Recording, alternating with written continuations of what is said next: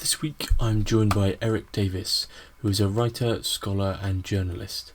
Erik has published multiple books, most notably Techgnosis, Myth, Magic and Mysticism in the Age of Information. We shall be discussing his latest book, High Weirdness, Drugs, Esoterica and Visionary Experiences in the 70s. For those who wish to support the continuation of Hermetics podcast, please find links for both our merchandise and Patreon pages in the description. Enjoy. So, Erik Davis, thanks for joining us on Hermetics podcast. Happy to be here.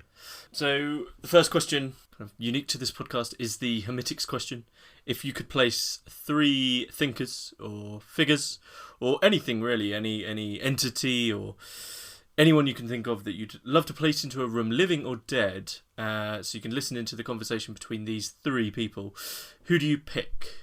Oh, my lordy. Wow. Hi. Well, this is just going to be from the top of my head, because I could probably, think of a triumvirate all across the board. And these would mostly be people that I just would want to meet. I would want Chuang-Tzu, the ancient Taoist writer and tremendous humorist, who's someone I've always wanted to meet. I would probably put in Freddie Nietzsche, just for a laugh, and let's round it out with who shall we? Maybe God, it's a toughie. It's a toughie. Maybe Giordano Bruno.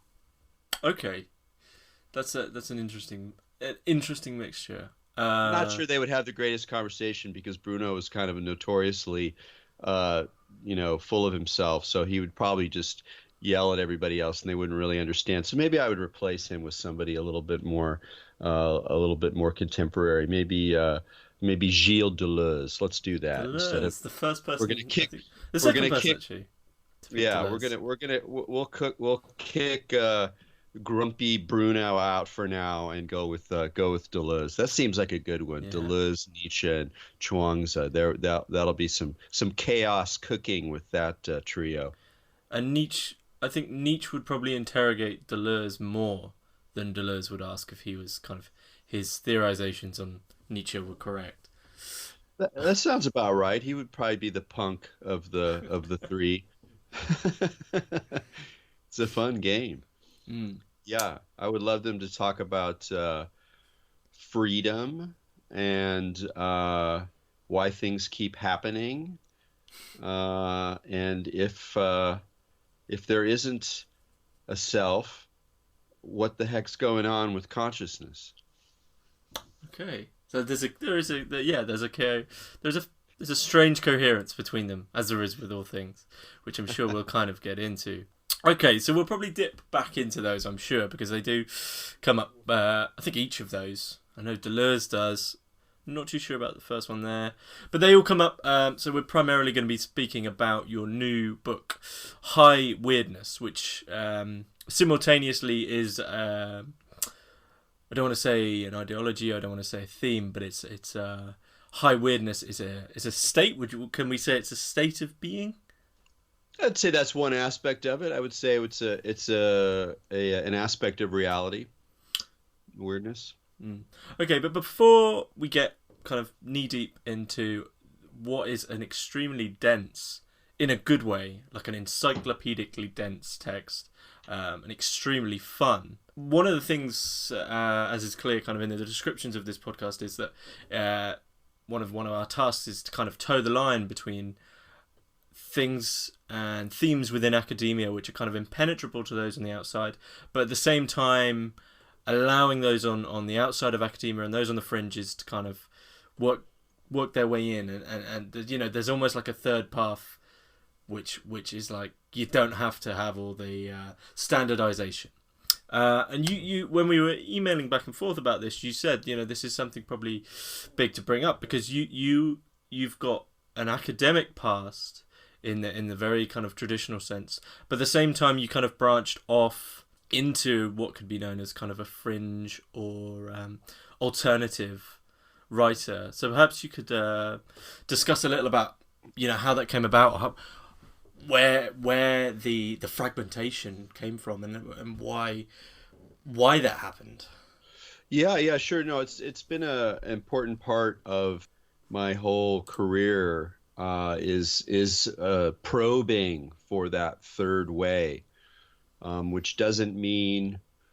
I think sometimes people think that means always being accessible, and that's not been the case for me. I've had a different route where, kind of paradoxically, the esotericism of esoteric stuff, whether that be drugs or the occult or weird religion or subcultures, that esotericism has also allowed me to sometimes become quite arcane with some of my ideas. And so it's not about like finding some kind of happy middle brow path like represented by, the New York Times or even the, New York Review of Books or something, to use American references, or the TLS or something like that, like where you're being a scholar or a serious intellectual, but you're writing in a more accessible way and you're not using jargon or particular knowledges associated with more esoteric fields or more narrow fields. But I think that's sometimes a lot of fun.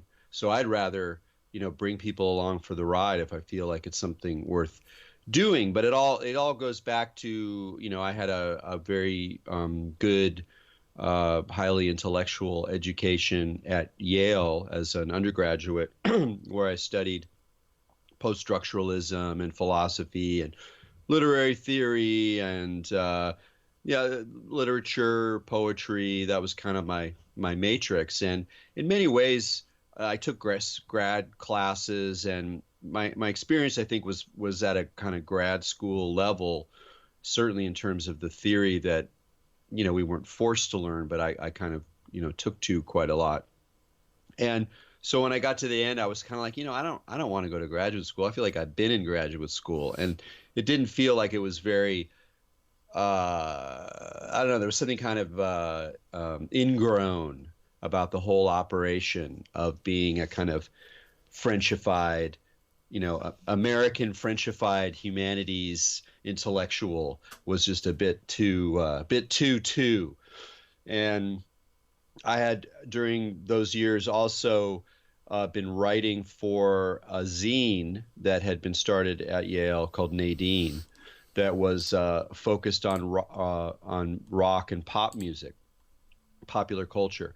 And this was in the 1980s, when you sort of had the first wave of what you could call cultural studies. So a sort of Marxist, leftist, inflected obsession, and really a kind of permission to take popular culture, and in this case, rock and roll, punk, weird comics, whatever, very seriously, but also, especially in the American context, to kind of mix that cultural studies approach with some of the already existing forms of writing about culture, critically, that come from the underground, and basically rock criticism. So rock criticism, like sports writing, is or was, and I want to emphasize, I'm really talking more about the past, at least in terms of rock writing, which has changed tremendously in the last, decade or two, really. But these are like non-academic forms of critical writing, and they have certain kinds of ideas they're obsessed with. They have certain modes of argumentation. They're both, like both sports writing, at least in the States, and rock writing, use a lot of colorful language that almost is a badge of pride to sort of represent the way in which they're not academic discourses, even though they have a lot of intellectual activity in them. So this was a very exciting mix for a lot of us in the 80s, a lot of people, my cohort, my Generation X cohort. And so while I was doing all my studies, I was also enjoying writing about, Nick Cave and the Grateful Dead and psychedelic music, and just writing as a kind of popular critic. So when I finished my when I got my BA, I was like, screw this, I'm going to go to New York. And I didn't know what I was going to do right away, but I soon began to write for the Village Voice, which is one of the, probably the most important alternative newspaper in American history. Starts in 1950s, post-war, bohemian, lefty bent, extremely important magazine in the 60s and 70s. And in the late 80s and early 90s when I wrote for it was kind of the sort of swan song. There was a lot of identity politics, different than today's identity politics, more political, less gotcha, less, I don't know. It was a different era. It was a different generation. So it was our identity politics. And I was kind of like the freak guy. Like my identity was like weirdos. So I wrote about drugs and Deleuze and UFOs and witchcraft and heavy metal and Buddhism and Gnosticism and basically anything I could get away. Philip K. Dick. So I kind of explored this space of topics that weren't, official. Again, in that upper middle brow world, the kind of writing I was doing was never going to get me into the New Yorker, for example. I was writing about underground, countercultural, fringe topics. And then I brought a lot of my concerns from, my more intellectual or a scholarly background, more academic background, but I never really wrote that way. Like I've never been interested in writing in an obviously academic way, even though, as you mentioned, I like to write densely. I like density, and density is not a way to be particularly accessible in the sort of upper middle brow sense. Like if you're like, oh, well, I want to be a scholar, but I want to write for mass audience. What you're going to try to do is not be dense. But I like density. I like it as a kind of literary effect, not a density that is needlessly garbled with jargon, but something where there's a high information content packed into well-crafted prose, so that the whole thing kind of it has a density. It's like I think that High Weirdness, which is a dense book because it is more scholarly than a lot of things that I've written. It's sort of like a chocolate layer cake. It's got multiple layers. It's super dense. It's very rich, and it's got this kind of pop frosting on the outside that's kind of tasty and sweet and sparkly. A little bit psychoactive itself. And so as I was, kind of doing this work and I wrote my first book, Techgnosis, in the late 1990s, and Techgnosis in some ways was like my dissertation, except that I wrote it in this pop culture infused but dense, almost prophetic style where I could go a little crazy. And that was one thing that I really liked about rock criticism as a model of intellectual engagement with the world, was being okay about being obsessive in a fanish way rather than just a nerdy way. Like the obsession is in a sense of like, this is totally important even though it's totally arcane, like knowing all the minutia of whatever, of David Bowie's catalog or something like that. And then also a sort of a pressure to use language in an evocative, edgy, and sometimes even kind of street way, even though you're also making an argument, and you're really making an argument about how important the things are you're talking about are as objects to think through cultural processes, meanings, human condition, our political moment, and whatever spirituality it means or is, which is one of my longstanding questions. And in a way, since writing about spirituality or alternative spirituality, writing about countercultural religion, writing about psychedelics, about mostly not Christian stuff, and when it's Christian, it's Gnosticism or some kind of heresy, writing about fringe spirituality, you're already outside of anybody's upper middle brow canon. Again, this isn't going to get you anywhere. So it just allowed me to be arcane, but to do it in a sort of more than academic way. So I became what I think of as like a counter-public intellectual. The idea that there's a public intellectual role, but for countercultural people, maybe even people who don't necessarily read that much, but are interested in some kind of strange writing where even the ideas are sort of like have poetic or rhetorical functions. So I was been very interested in minting my own kind of voice out of the tension between scholarship and popular writing, but attaining a sort of uniqueness by aiming that at esoteric topics or countercultural topics or fringe topics or whatever you want to talk about. That gave it a different kind of velocity than if I had been talking about,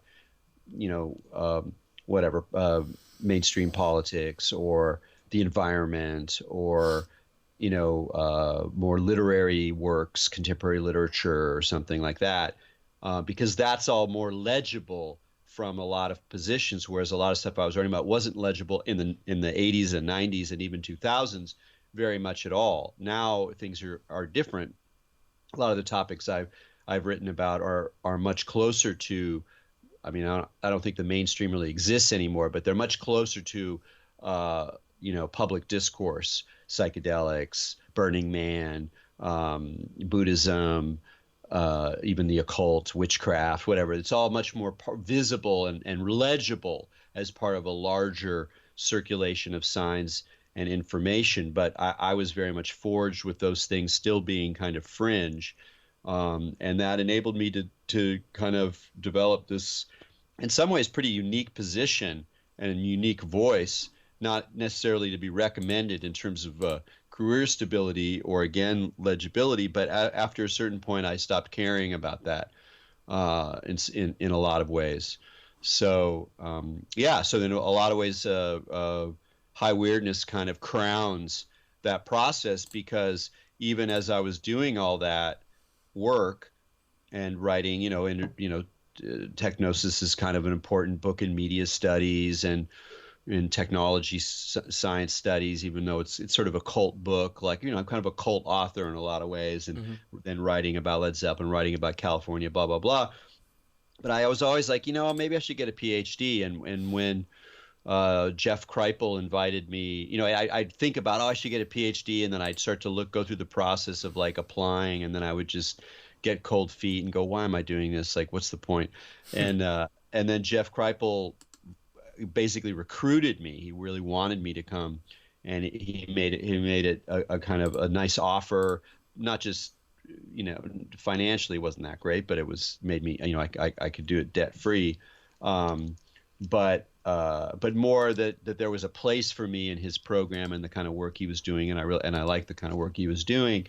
So then I said, okay, well, I'll go in, and at the very least, I'll write a properly scholarly book. So I want to come out with a book that's on a good university press, that has, tons of footnotes, that has a big fat bibliography, where I'm allowed to get obsessive about arcane issues in a lot of fields of study, some of which exist, like Philip K. Dick scholarship, and some of which don't, like Terence McKenna scholarship doesn't really exist. I mean, there's a few articles, there are some materials. Even psychedelics in general is not really an established discourse, at least within the humanities. It's a topic, but it doesn't really have its own discursive space, again, with some important exceptions of individual authors and thinkers. So I've always wanted to do that. It's sort of like I like to write new things, like new formal things, like, I've never written a dissertation, I think I'll write one of those and then make a book out of it. And so this is that book. So in a way, it's the culmination of, in some ways almost like a decade of work, not necessarily work on these specific topics, although I've been thinking about Philip K. Dick since Yale. There's actually some arguments and citations in high weirdness that I used in my senior thesis at Yale, because nobody's ever really drawn the attention to them that I'm interested, that I'm doing. So, and just, no one ever did it. So I'll just, still fresh. So, in a way, it's a culmination of a lot of the things that have been interesting, drawing me for, throughout the last 30 years. Okay, so you mentioned there about the 70s, and well, more so the 80s for yourself, being pop culture gets mashed in with critical theory and all of a sudden things which we academia actually takes quite commonplace now, especially with people like Slavoj Žižek, who is almost always channeling his philosophy through pop culture. That was very new then, but High Weirdness is a book which is pretty much solely, in terms of the time period it's focusing on, it's solely focusing on the 70s, really. And for those who obviously haven't read the book, who are listening to this, it's an extrapolation of the work of Terence McKenna, specifically one certain mushroom trip. Then it moves on to Robert Anton Wilson, who is kind of a chaos magician and occultist, and then finally moves on to Philip K. Dick, specifically his Christian occultism and the theology which was formed via his writing. So obviously you were quite young at the time, Erik, but the transition for you from the 70s to the 80s, do you remember anything kind of specific which you may have taken from your short experience in the 70s? And there's very much of a personal dimension to my interest in even specifically the early 70s. Like there is the early 70s is the first era where I became aware as a little creature, a little planetary being, of a wider culture, where it wasn't just the whatever gnomes and mushrooms I found in my backyard or whatever. I mean, just generic mushrooms in terms of like fun things that you might find as a kid rolling around, or the avocados that ripened all at once at one, a couple times a year. But sort of became aware that there was sort of a larger world, a world of media, a world of ideas, a world of politics, a world of religion. And, because this is when I'm, 4, 5, 6, 7, around those years, where I became kind of anthropologically aware. And I've always had a really great anthropological radar, which I mean, I can sort of tune into the vibes, if you will, of some kind of scene or some kind of situation, and some kind of collective, often unspoken ethos or attitude. And so I was very interested in the counterculture because that was kind of the interesting space to be on the very edges of. Not that my family was countercultural, but I grew up in Southern California near the beach, so there was a lot of that in the air. I remember like listening to my parents' copy of Jesus Christ Superstar like over and over again, like as if it had some kind of secret for me, and learning all the words. And it was both something about Jesus Christ and about the early 70s. And I could tell that there was something in this, the hippie energy of it, or the rock and roll guitars. Another thing that I remember very much was there was a cartoonist in the Los Angeles Times, a political cartoonist named Conrad, who was pretty left. And so I kind of imbibed some of my political feelings from his really great, kind of famously great in the States anyway, strips. And he particularly would mock Richard Nixon. And Richard Nixon is the first sort of president I was aware of, the first sort of political leader. And he's such a haunting figure, even at that time. There's something creepy and disturbing about Nixon, and particularly once Watergate happened, this whole sense of like secrecy and paranoia and hidden government and malfeasance, and what eventually I learned they called rat fucking, like how to screw people on a below the surface. I mean, it was a very nasty, dark, weird time in American history. And on some level, I picked up on that. Like in some level, I vibed it, even though I didn't really necessarily have the language for it, certainly not the intellectual capacity for it. And so even though I came of age in the very late 70s and I started taking drugs in the early 80s, and I was much, the music around me was more, whatever, new wave and punk or hardcore and stuff like that, I was always really tuned into the 60s generation and always really fascinated with the sort of imaginative excesses of the 70s. So, yes, album covers, where you could just like, not only could you roll your doobie on it, but you could like go into another world, these like Roger Dean landscapes or, Heavy Metal Magazine with all the comics or whatever. So a lot of 70s culture was made for and by heads, right? In the 60s, yes, there are cultural artifacts of psychedelics and underground bohemian for sure. But in the 70s, it kind of goes pop. It becomes popular culture. It's not like some resistant, esoteric thing. It's just there. It's just who's drawing the comic books, heads. Who's in the studio, heads. Who's doing FM radio, heads. Everywhere you go, there's heads. And so, growing up in that era, my cohort, my generation, absorbed all this like ambient psychedelia, essentially, or occultism, the occult revival, and partly because I've just always been very attuned in a certain way to this sort of anthropological matrix. I think it really shaped me in a profound way, maybe more profound than other people who are my age, who maybe were more influenced by the world that existed when they hit adolescence. But for me, I've always been most fascinated with the early 1970s. And I had some friends at college who were also into the 70s at a time when nobody really was talking about it, because it was only the mid 80s. And so it's too soon to theorize it. But I had some friends, and it was just kind of sort of a synchronicity where we were all really interested in the 1970s as like a cultural space, as a space of fashion, of expression, of resistance, of exuberance, all of which I still really, really believe in a lot of ways. So it was kind of inevitable that at some point I would do a 70s book, and it just happened to take this form where I was interested in the extreme psychedelic experiences that characterize the decade, at least for some people.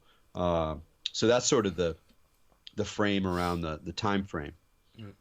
So do you think the experiences there you mentioned early on with the kind of the avocados and the mushrooms, this kind of what seems to me an active mind which can kind of is in tune with the enchantment of the world, which is something that kind of subtly comes across in your book that we're kind of lacking now, the world being enchanting. Do you think this was these moments that you remember were the first time you can think back in terms of how you define high weirdness as opposed to just plain weirdness? Well, not so much for me personally. I mean, what I wanted to do with the phrase high weirdness was to, acknowledge a time when things felt weird, when things in some sense were weird because they were changing in all sorts of ways. Some of them rather disturbing.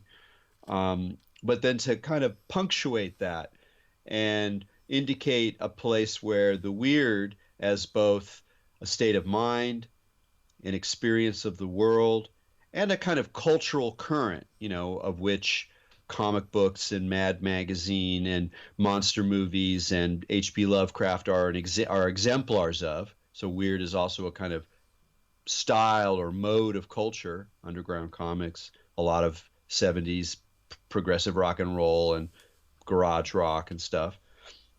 So weird is sort of an overlapping figure for me and in the book. But high weirdness is kind of a point where it all gets scrambled, or the conventional cultural logic that organizes the relationship of consciousness and culture sort of spins out of control.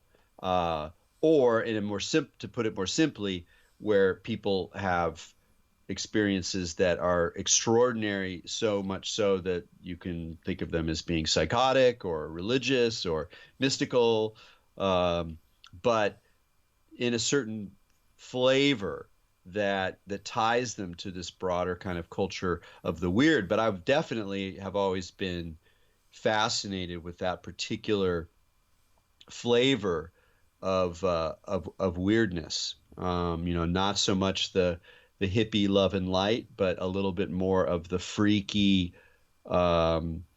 edgy, strange aspect of that countercultural moment.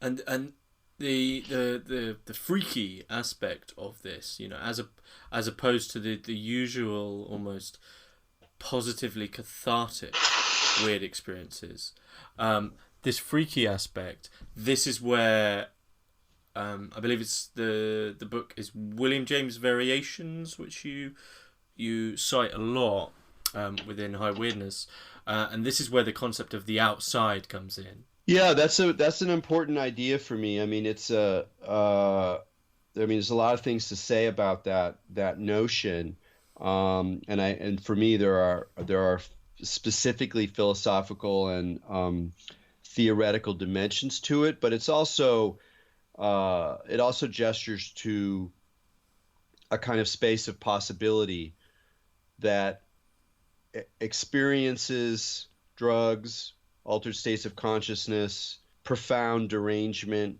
moments of cultural breakdown and cultural breakthrough, that all of these things have within their dynamics a gesture or an opening to something that is essentially outside or beyond. That's the phrase that H.P. Lovecraft used. And when he talked about weird fiction, he defined kind of weird, what is a weird tale, and the one measure of weirdness, he said, was as if you were like scratching at the universe's outmost rim. And that idea that we live in kind of bubbles, let's say, like what Sloterdijk would think of as these kind of spheres. There's the sphere of the domestic space, there's the sphere of culture, there's the sphere of the globe as a conceptual space. But we live inside these kinds of nested bubbles or spheres of references, of cultural signifiers, of anthropological behaviors.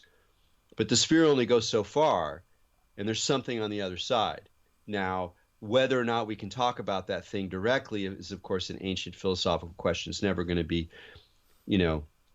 satisfyingly answered. And in the modern world, we live and understandably live in the wake of Kant's sort of massive kludge about how to save reason, but acknowledge the power of radical skepticism in terms of saying, look, okay, yes, no, we can be rational. We need to be rational. There's an imperative to be rational, and yet we should never think that our reasons or our perceptions, or even our basic phenomenological perception of the world, it really refers to an outer world. All we can really say is that it reflects the categories within which we think about the world. So you're like, okay, great. But there's still an outside.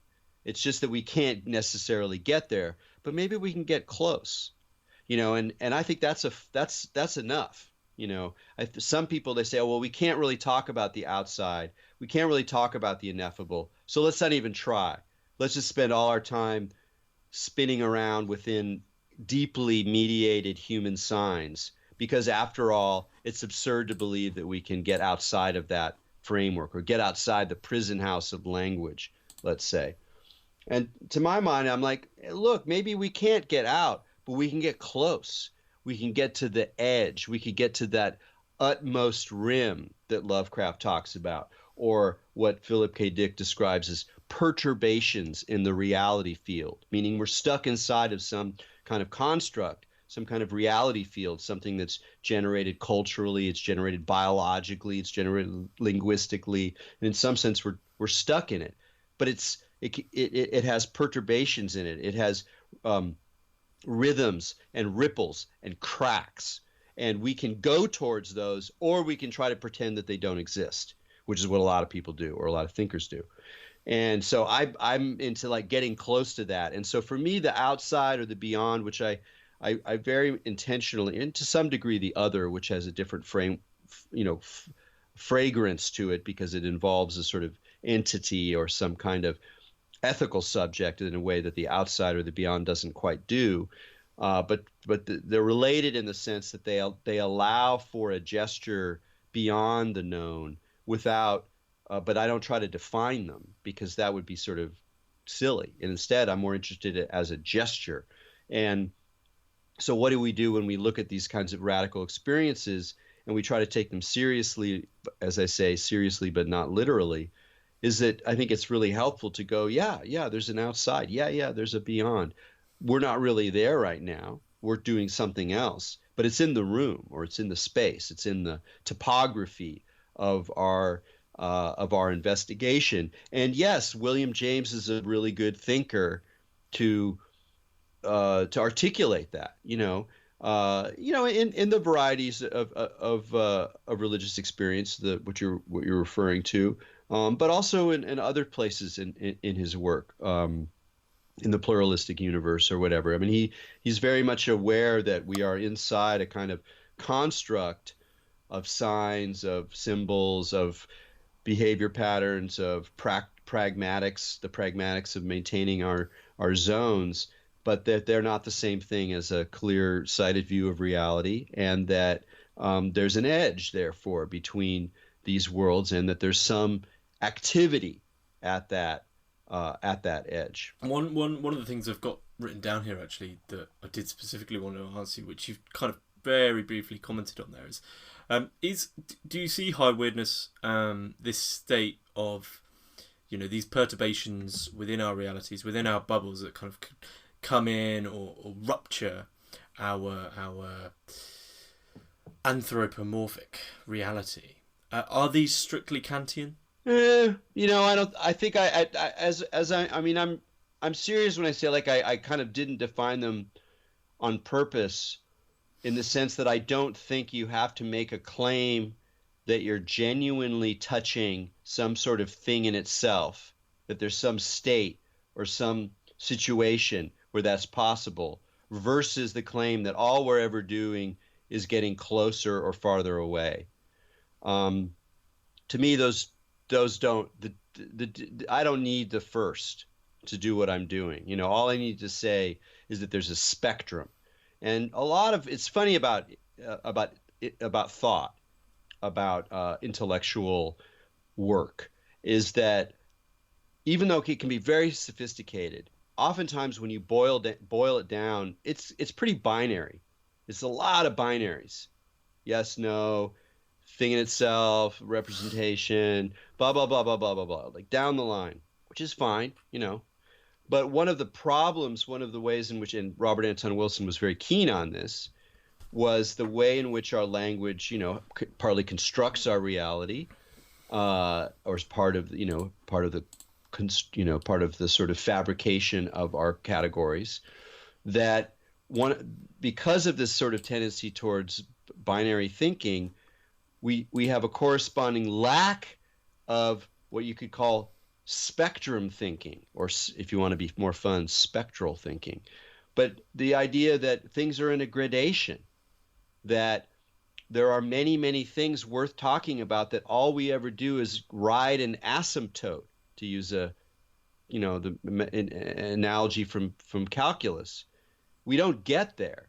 We don't get to the line. We don't get to infinity.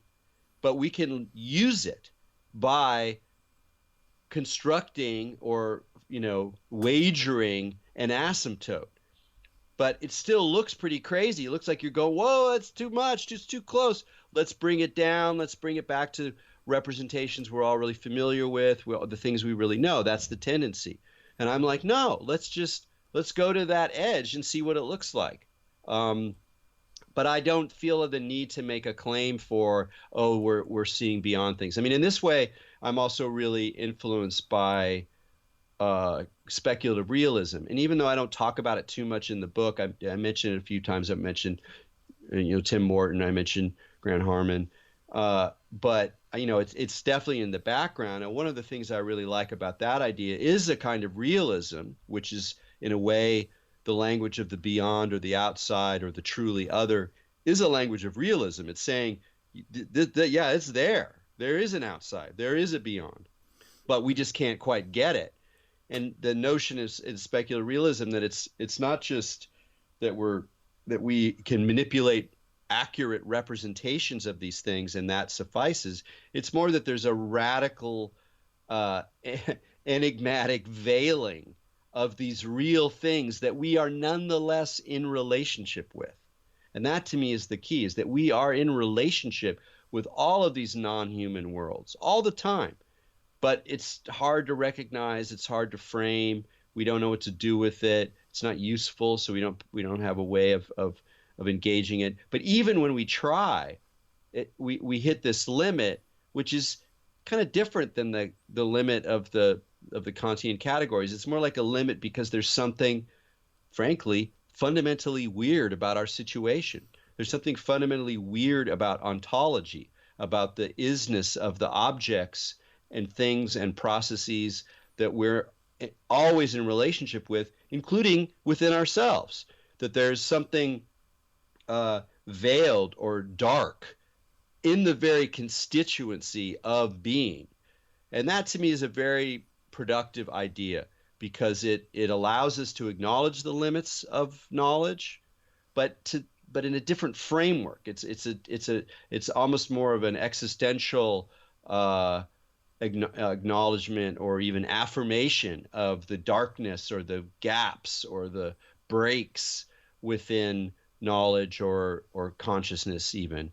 But that all of that is still embedded in a real world with beings and objects that we already are deeply intertwined with. So it's rather than just saying, oh, well, we're stuck in our own realities, let's stop thinking about the outside world. We don't know what it's like to be a bat. We don't know what it's like to be part of a vast non-human ecosystem. All we can do is play with our little rational representations of these things. That's defeatist to my mind. So I'd rather bring a kind of psychedelic sense of glimpsing some kind of deeper order of connection, while at the same time insisting that there's a twist in it, or there's a veil in it, or there's an enigma in it. There's not that clear knowing that you get from some kinds of mystical language of finally seeing the oneness of all things. That's not really a part of my book or a part of what I'm talking about. I'm talking about more like you finally realize that you're weirdly intertwingled with lots of things, but it doesn't resolve into a clear view. It's funny though, you talk about the connections that we have with these worlds. It kind of this almost like a spectre of weirdness, and the way that we can connect with them.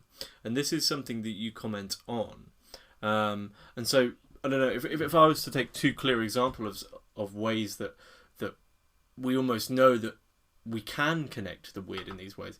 I mean, one obviously would be to take drugs, to take certain forms of drugs, and to get high. Another one that I know, which has actually been fairly rigorously theorized, which would be Deleuze's schizoanalysis, which is to push yourself to the limit and almost auto-induce schizophrenia to get yourself over that limit.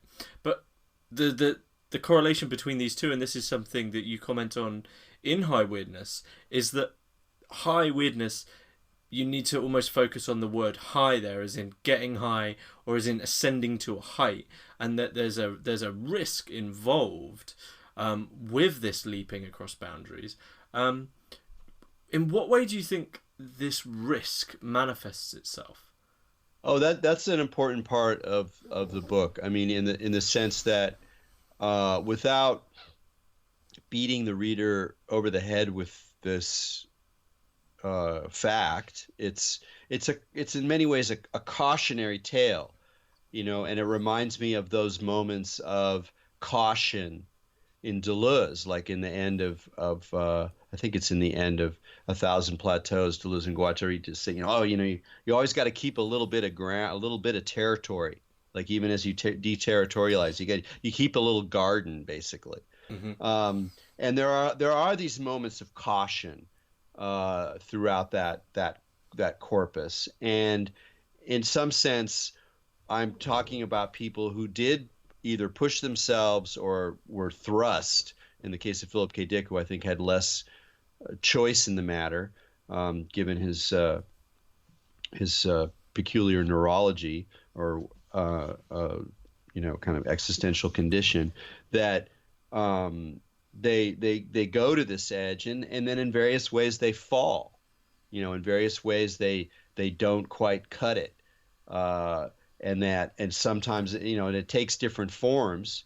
There's a sort of there's a kind of paranoid delusion with Robert Anton Wilson, a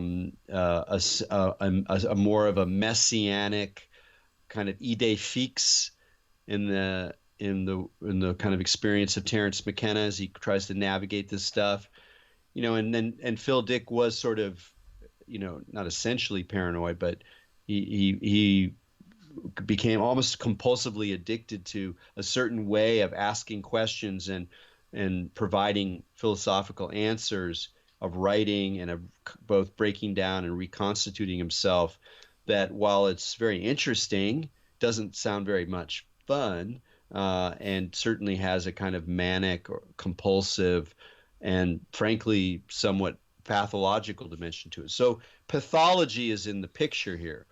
I think that one of the things that I never quite understood exactly about schizanalysis or Deleuze and Guattari's attitude, particularly given the fact that Guattari worked with psychotics, so he certainly knew. And his later books, you can read a little. He's not a very clear writer, but you can kind of get the gist of it. He's working in an admittedly unconventional way with psychotic people that he certainly recognizes the difference, and that it's not necessarily a fun place to be.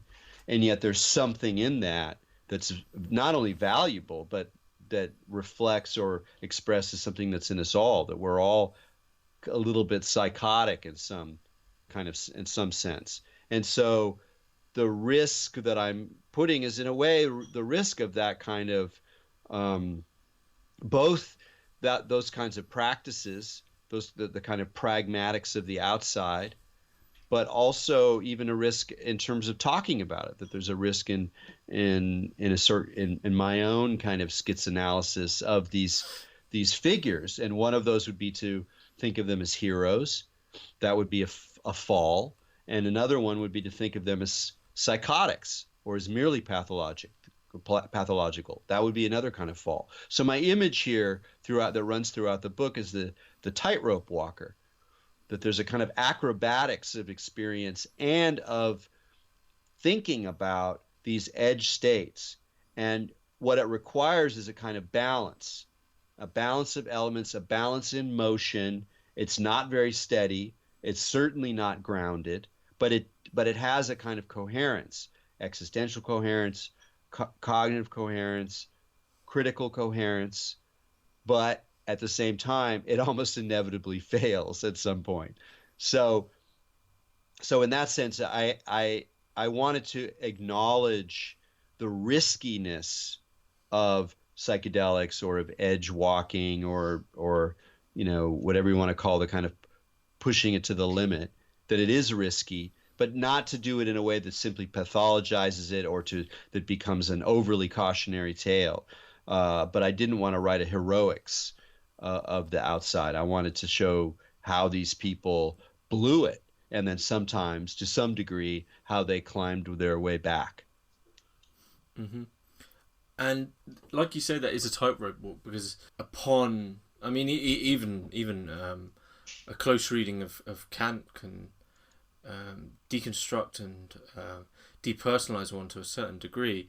But do you think that such an in-depth look at these forms of high weirdness and enchantment, especially within the modern, which is kind of quite a rare thing now, I think, that most people are sort of standardized into submission, and that you mentioned the bubbles there, those seem to be getting tighter and tighter and more constricted, and people are almost existing in an extremely linear manner. And I know this is quite a kind of cliche thing to say, but do you think that the way in which you almost deconstruct and analyze these happenings, these events, is itself at risk of destroying the enchantment itself, and having people go into weird experiences and sort of only wanting to analyze them and not actually experience them?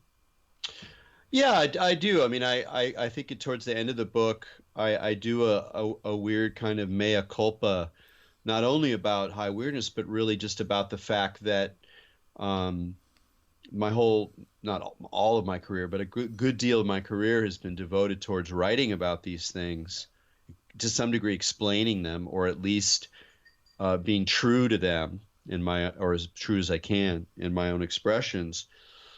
Very much being a kind of translator with subcultures. And now that everything is sort of visible and available and quickly processed, quickly touched, easily remediated, easily tagged, easily framed, easily hashtagged, whatever. Now that we're in that hyper circulation of signs, I can look back and see that I was sort of broadcasting things that might better have been left unbroadcast. Not that I was the only one doing any of them. I mean, there were other people writing about all this stuff as well.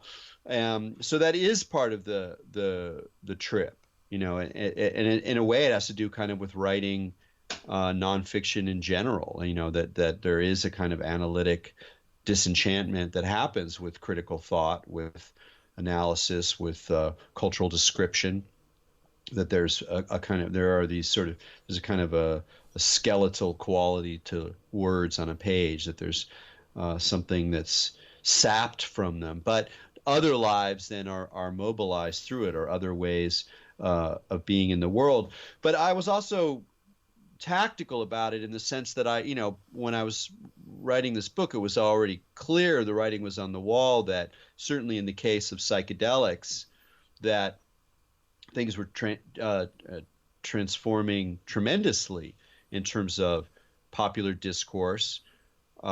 Things were changing a great deal. Suddenly, there, as psychedelic researchers, as clinicians, were kind of, staging the psychedelic renaissance, so to speak, where suddenly these things became available. They were seen as healing. They were seen as things that are worthy of study, and that whole shift happened. In order for them to do their job well, they had to kind of distance themselves from the counterculture. So you found people saying things like, well, back in the 50s, they were studying psychedelics, but then in the 60s, everything went bad, and Timothy Leary's a bad guy. Mm-hmm. It went underground, and then no science was done until, Johns Hopkins study or something much more recently. So that was very visible. That was clear that was happening. It was clear that psychedelics were going mainstream, and they were going mainstream as medicines, as something that's going to help people, heal people from PTSD, heal people from mortal anxiety, heal people from addictions, and that this new language, this new discourse around psychedelics in particular, wasn't very weird. And when it did talk about things that weren't purely medical, it tended to invoke old, kind of classic topoi from the 60s about the mysticism and the mystical experience that these things occasion. Experiences of unity, of oneness, of ineffable joy, even of being one with God, and these kinds of experiences that were also part of the language of the counterculture, at least aspects of it. Certainly of someone like Aldous Huxley, who in many ways is sort of still in the room because of this emphasis on mystical experience. So, for example, in Johns Hopkins studies, they seem to indicate that the more intense the mystical experience occasioned by psilocybin is, meaning the stronger there's the sense of oneness or of ineffable awe, or these various measures that are kind of absurdly and amusingly like laid out on a typical psychological sort of questionnaire, that the more mystical your experience is, the more efficacious the compound is about addiction or whatever the particular issue you are treating is. So there's this kind of weird sort of, I don't want to say weaponization, but an instrumentalizing of these peak unity experiences that are certainly part of psychedelic phenomenology. But there's a whole other realm of psychedelic phenomenology that's just weirder. It's more paranoid. It's more absurd. It's more funny. It's more creepy. It's more about the unknown. More about kind of a surreal aspect of reality rather than a mystical one. And so one of the reasons I wrote this book is to like insert as much as I could by writing a good academic book that you had to take seriously, and dotting all my I's and crossing all my T's and doing all my work and doing all the notes. And you got to deal with this if you're gonna think about psychedelics in this kind of way. You have to deal with what I'm talking about one way or the other in some sense if you're doing your homework. But as a way to like remind or like draw, plant a flag or something that's like a flag of the weird, like, yes, great, these things can be mystical. Yes, great, these things can heal. But they're also really fucking weird. And that's disturbing. And there's something disturbing about these things as well. And that as we go along and we have this new discourse where, for the life of me, sometimes I look around the room and I'm going, I'm not sure what are these guys on? They're not. They're missing half the story to my mind. That stuff is there. So in some sense, in that way, I think I'm actually re-enchanting because I'm interested in the unknown and I am interested in the weird. And part of the point about the weird is the place within an essentially secular or disenchanted world where something like enchantment still rears its head. I think things are changing now. I think like another way of asking your question is like, well, where is the weird now? And it's certainly not in the visible signs of psychedelic culture or the occult or Burning Man. Burning Man was weird in 1994. I was there. It was fucking weird. It was like unexpected. You didn't know where to put it. There's not a ready map, a little bit punk rock, a little bit industrial culture, but also you're in the middle of nowhere and the social rules aren't clear. Is this threatening? Is it funny? Is it dark? Is it evil? There weren't obvious answers to it. And it was a small enough culture where people were desperately invested in not articulating what it meant as a way to continue the game. And now that game is exposed. Now that game is hyper-mediated like so many other ones. So I don't think that's where the weird is. If anything, I think the weird is closer to home, is actually more banal. Like that are the very texture of the banal that we live in, including the banal that is produced through that very hyper-mediation process. The way in which everything is online is banal, even though it's your life and your passions and your enthusiasms and your insights and all that. There's still sort of rendered that there's something in the banal that's weird. There's some basic, and that's where I get into this sense of like that there's something weird about ontology. And so I'm interested in more sober forms of the weird, I guess you could say at this point. I'm interested in the weirdness of the fact that there's like plastic inside my gut, that the plastic, was dissolved and entered into the food stream, and then I'm drinking it in my water. I'm like this plastic, this weird petroleum extrusion and this, this brilliant product of 20th century technology that is so good that no one can even begin to talk about maybe banning them. I mean, no one talks about it. It's just part of our reality. and to really tune into that, including the horror of it and the absurdity of it, to me is that's the real weird. That's where weirdness still exists. So it's in the ways in which our conventional consensus story about what human beings are, what human civilization is hitting these walls and these limits, and is undermining itself. And these very real processes, to my mind, are they're given a different framework, or they're given one is able to be more intimate with them by embracing or recognizing the weirdness inherent in the situation of being subjects of a global mass, guinea pig operation. Let's see what happens when we give them all these devices that are interconnected with these immense, databases and server farms. Like, what happens then? I mean, that's pretty weird, but it doesn't look weird in the way that maybe we're used to, because all of the cultural markers of weird that we've known, subculture, alterity, strange personas, absurdism, surrealism, all that, psychedelics, the counterculture, the occult, whatever, all of that stuff is part of the hyper mediated circulation machine, so that it's not in there, it's somewhere else.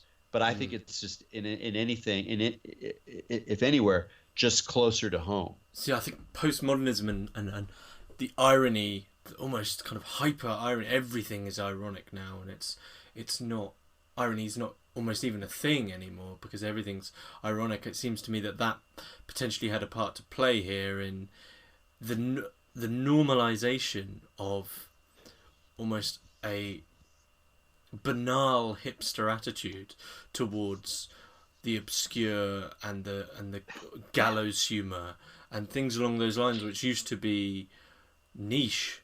Perhaps there isn't really niches anymore, and so, like you say, the weird has to be found in smaller, less daunting places. Would you say things like Burning Man are almost the commodification of the weird? Well, commodification is an interesting term.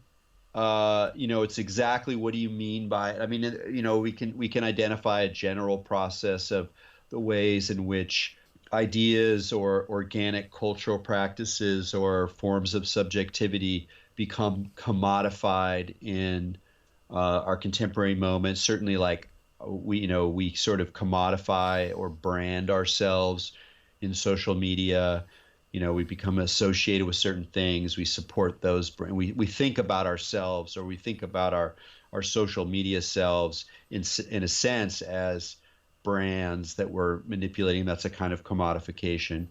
But I think it's also important to recognize, certainly with Burning Man, that whatever is happening, you still go out there and there's no commodity, there's nothing to buy.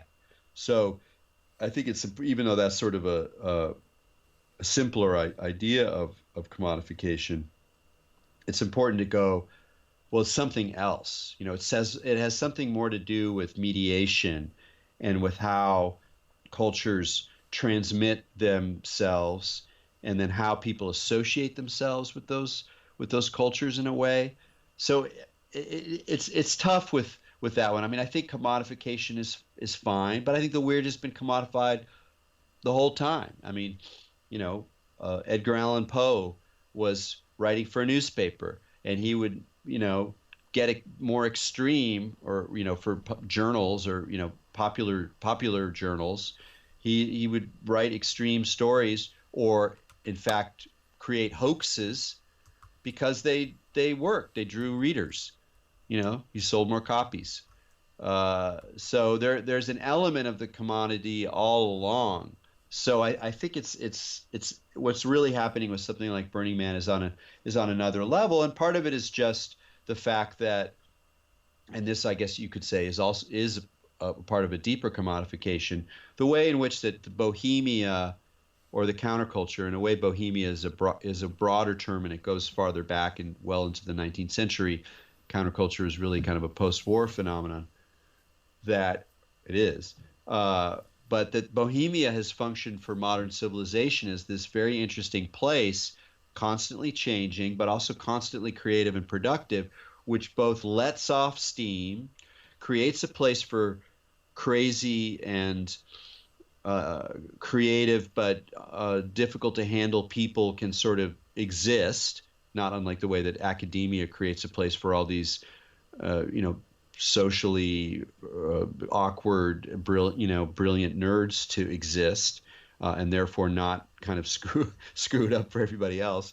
That Bohemia creates the space, but then it's also making all these marvelous products that can be then absorbed or selected and brought into the civilization as such. So, here, put in potted history of how the hippies of California invent the personal computer or something like that. I mean, it's a more complicated story than that by a considerable margin, but there's an element of that that's true, that some of the very DNA of Apple and of Google come out of a sort of West Coast countercultural Bohemia. Certainly Burning Man is part of the picture with the Google boys, et cetera, et cetera. So that doesn't mean that whole experiment is reduced to nothing but raw material for this late stage digital capitalism. That's a kind of trite reading that you find sometimes on the left, often from Europe,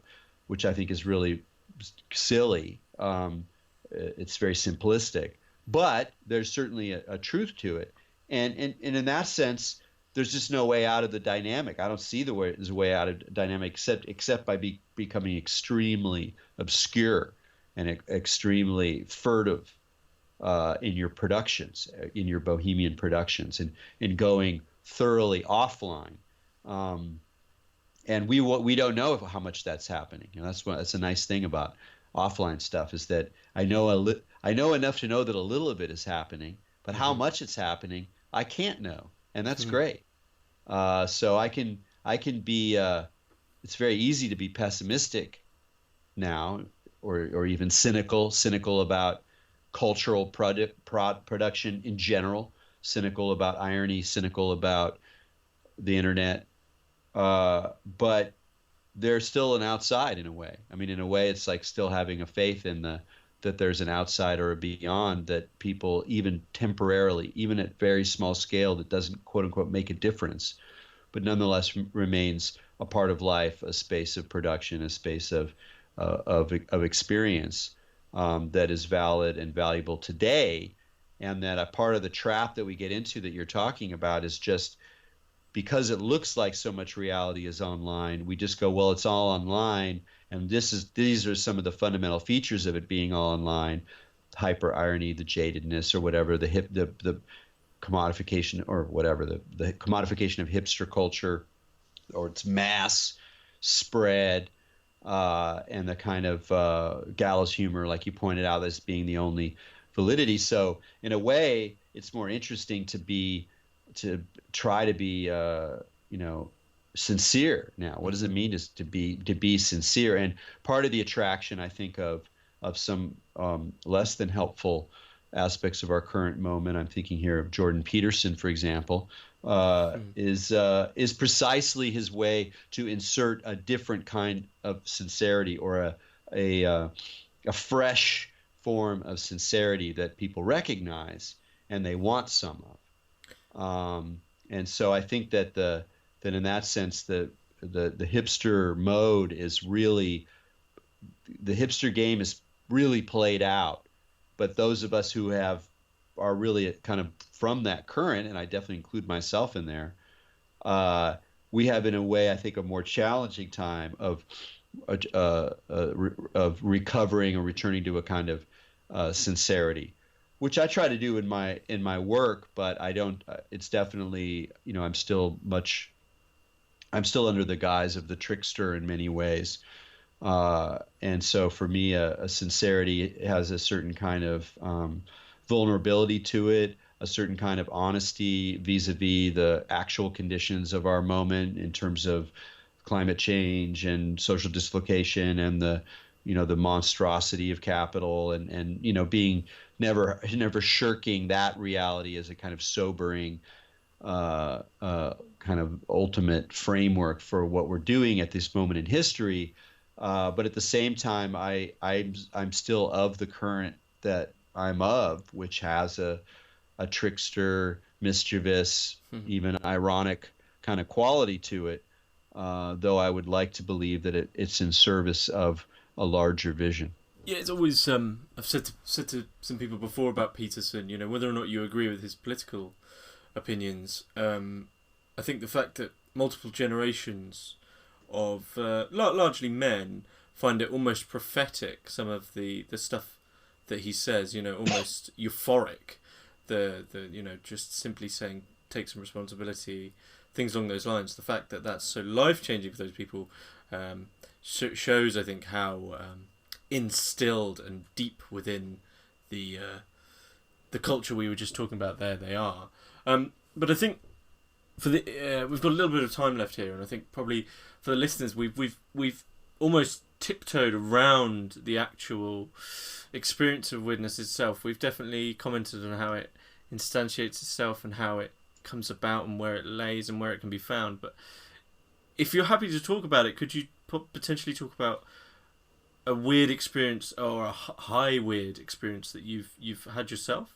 Well, I mean, I would probably just I would continue to talk about Burning Man. And I think, in some ways, Burning Man could be seen as creating a situation where the loops between consciousness, certainly altered consciousness, and cultural signs become so intensified that consensus reality itself seems to kind of unravel or multiply or reverberate before your very eyes. And I can talk about I'm not really sure if there's the specific stories that are particularly appropriate to talk about here, but it's more about the immersion in a kind of collective sense, kind of becoming unmoored from your references, and that is both threatening and exhilarating. That there's a kind of freedom in it, a kind of freedom in chaos, but also a kind of cost or a very, very profound sense that it's not really sustainable. That's a very interesting experience when, in a way, the absurdity of having a city in in a desert with no real services, where everything's brought in, everything's used and consumed at the time. Half of, a bunch of it's burnt at the end, and then everything's taken away. There's the absurdity of that gives you an insight into the absurdity of civilization itself, which is, like, in many ways just a kind of an unsustainable forward gesture of, well, this isn't working, but we can try another move. We can try to extend the game another round. And I think one of the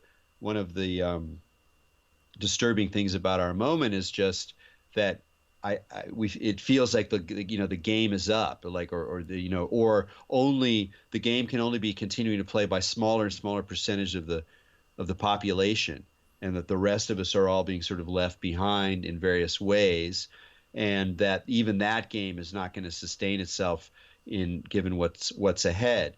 And Burning Man can sort of in some ways allude to that, or allegorize that, or manifest that, even in the midst of the resurrection of a very ancient form of human togetherness, which is the festival. Sometimes I feel like, having spent a lot of time in festivals, a lot of time dancing at festivals, a lot of time, careening through possibility space at festivals, that in a way it's kind of like there's one festival, and we just get to go back to it different times. There's one dance that just continues, that's kind of outside of time, like Mircea Eliade would say. It's in sacred time.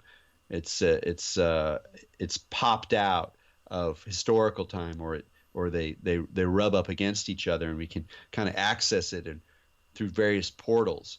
And that's just, it's a metaphor, it's a story, it's a myth, but it's one that resonates with kind of my experience. So I guess I'm not really answering your question with a nice juicy tale, but that tends to be the way that I absorb the consequences of my experiences, is to kind of generalize.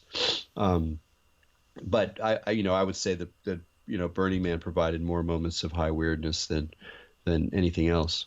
If there's anything else you'd like to add here, perhaps specifically about your book, especially as it's just been published, is there anything that we haven't commented on here that you'd like to add?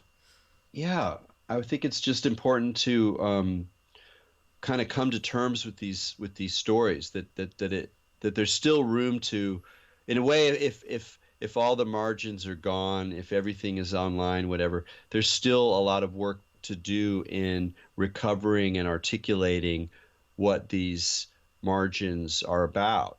And I particularly, in the case of Robert Anton Wilson, I think there's some very interesting ways in which he prophesies our moment in a way, very unlike the way that let's say Jordan Peterson can be read by certain people, again, particularly men, in a kind of prophetic mode. That Wilson also anticipates our kind of the meltdown of consensus reality in a very interesting way, and one that's not unrelated to certain aspects of the reaction to politically correct culture that Jordan Peterson represents. Indeed, I had a very interesting conversation online the other day with a bunch of Robert Anton Wilson fans about the fact that a lot of people who are influenced by his work today, some of them go pretty hard right, because he was, he's really a kind of libertarian thinker, both politically and ontologically. Like, he's not a man of the left, and in the context of the counterculture, a lot of his sensibilities are actually very progressive. He was, he thought welfare was cool. He thought, that he didn't like Ayn Rand and those guys. He didn't like Hayek and all the market libertarians. He thought they hated the poor. He didn't hate the poor. He was poor. A lot of his sensibility, his temperament, his emotions, his values were very compassionate. He was a very compassionate guy, and that comes through in a lot of his writing. But his ideas are sufficiently chaotic, sufficiently ungrounded, and not in the sense of being crazy, but in being that they don't just reinscribe foundations, that it's a non-foundational way of thinking, that makes it's easier for it to drift and go into multiple directions. So that was a very interesting conversation, where trying to figure out, how do we think about this phenomenon? How do we think about the value of Wilson at this point? And he's certainly very important as a kind of case study of somebody who saw, and I think all of the people I read about saw some version of what was coming. And that's, I think, maybe the point about the 70s in the book that I think is, I'll end with, is just that even though I was very interested in excavating the 70s and in getting really close-grained with these men and their experiences and the texts they wrote from their experiences, that I was also very consciously writing from our moment now and recognizing the prophetic elements in their trips, in their fantasies, in their influences, in their quasi-philosophical formulations, that there are ways in which they were all very, very keyed into the sense that the future was going to be very strange, that it involved technology, that it involved consciousness, that it involved weird religion, that it involved a certain, how do we say, like a certain kind of philosophical openness, or a willingness to take on the absurd or the unknown as part of a philosophical operation. So in that way, I read them all not explicitly as prophets. In fact, in some ways, they failed as prophets or failed by becoming prophets. In the case of Terence McKenna, who thought he had sort of found the secret to describing the end of history. But in other ways, those very ideas were prophetic of a certain mutation that we're all experiencing now. So I think that's a key element, and in that sense, to just return it to what I think the first topic we talked about, which was the 1970s, is that having spent a lot of time studying the 70s as a general phenomenon, reading histories of the 70s, reading theories about the time, is that I'm very strongly convinced that our world now begins in this 1970s more than any other time. In terms of digital technology, in terms of media, in terms of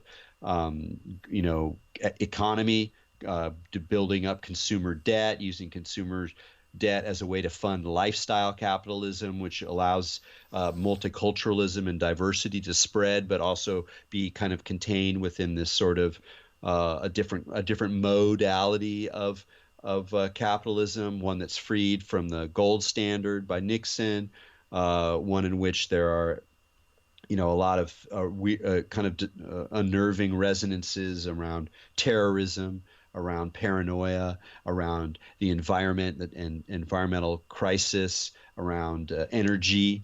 There's a lot of very, and a lot of bummer feelings. It was a hard time. A lot of people went through the 70s, confused, depressed, in despair, paranoid, drifting, lonely. It wasn't a great decade in that sense, and this is true in the UK as it was in the United States in different situations, but similarly.